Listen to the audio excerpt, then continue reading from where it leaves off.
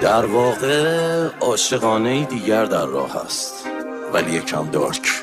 من و تو با یه جای دور، یه جایی از مردم دور، یه جایی که گوشی ها بودم زندگه اصلا یه جای سوالا بود. خب اوکی، اما یه قضیه است. از دوربین من که نگاه کنی عاشقی نگاهیدم کلا یه مدل دیگه است. میدونی؟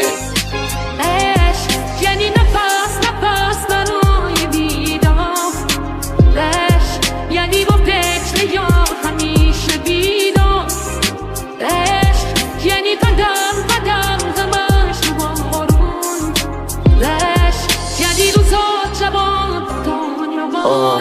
منو تنهایی میلیون دلاری، منو پسرم الکس بیرون دوتایی، منو نسخی رو حتی گل و الکل، منو پس دادن بیرون خماری دلم از زد چی شب دلگیر سیره دیگه فرقی نداره کیه زیر کیره. تتا من دارم اینجوری پا به پا منه یه سمت قرمز تیره میره. آماده کن خودت تو که دارم میام، یه بطری ویسکی یه پاکت سیگار، تصمیمم قطعیه تناب به دیوار، این دنیا پذیرای من نی با روح بیمار. روزای خوب و خوشمون شد تمام، ولی من به فکر تو هستم تو هر زمان. دارم میام پیشت یک کلام، خداحافظ دنیا عشقم سلام.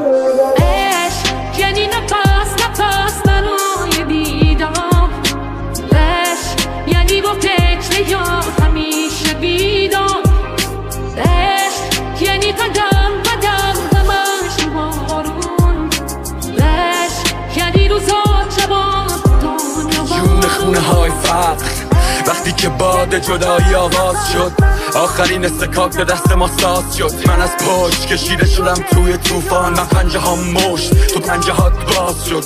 از اون روز که تو سایه ها جدا شدیم، مثل همه همسایه ها جدا شدیم. تو جوونه ی کوچیک رونه حال زندگی که تو روز تقسیم شاخه ها جدا شدیم. زندگی شیرینه ولی نه اون بس، سر و تش به ما کلیده ولی نه بومبس. حرفمو میگیری اگه نه جنبن اون لبات مثل که پینیسیلین نخوردن.